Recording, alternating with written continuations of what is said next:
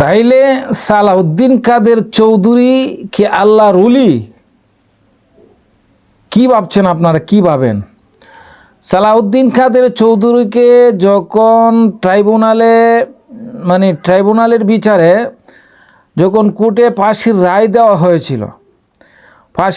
দেওয়া হয়েছিল তখন সালাউদ্দিন কাদের চৌধুরী বলেছিল যে মাননীয় বিচারপতি সাহেব, আপনারা এই ট্রাইব্যুনালটা চালু রাখবেন, কারণ হাসিনার করা ট্রাইব্যুনাল, এই ট্রাইব্যুনালটা চালু রাখলে কি হবে, অনুরোধ আপনাদেরকে চালু রাখবেন, একদিন সেই ট্রাইব্যুনালে হাসিনার বিচার হবে।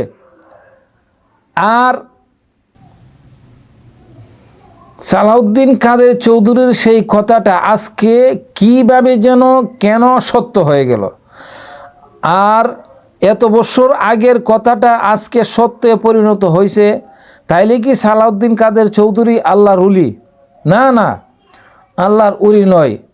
এর কারণ হলো, সত্য হওয়ার কারণ হলো, আর ওই সময় সালাউদ্দিন কাদের চৌধুরীর ভিতরে প্রগাঢ় বিশ্বাস ছিল যে হাসিনার সেই বানানো ট্রাইব্যুনাল, সে রায় মিথ্যা জাল, যে অন্যকে ফাঁসানোর জন্য মিথ্যা জাল যে বনে, সেই জালের মধ্যে সে ফেঁসে যায়, এবং আল্লাহ যে একজন আছে, আল্লাহ যে সত্য বিচার করে, সেই প্রগাঢ় বিশ্বাস সালাউদ্দিন কাদের চৌধুরীর অন্তরে ছিল। আর সেই জন্যই সে কথাটা বলেছিল যে মাননীয় সাহেবগণ, আপনারা সেই ট্রাইব্যুনালটা চালু রাখবেন,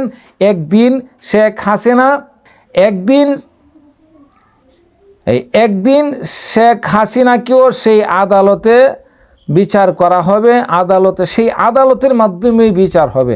আর আজকে সেটা কিভাবে সত্য হলো, সেই আদালতে, শেখ হাসিনার বানানো আদালতেই শেখ হাসিনার ফাঁসির রায় হলো। ভাগ্যের নির্মম পরিহাস।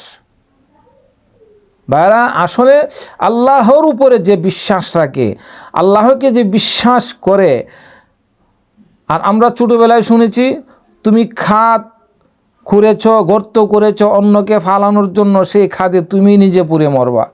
সেই কথাটা হয়তো সালাউদ্দিন সাহেবের প্রগাঢ় বিশ্বাস ছিল, কঠোরভাবে বিশ্বাস ছিল, যার কারণে বুক ফুলিয়ে মুখ ভরে সেই কথাটা বলে ফেলেছিল। কিন্তু আজকে সালাউদ্দিন কাদের চৌধুরী নাই, দেখেন তার কথাটা কিভাবে সত্য হলো।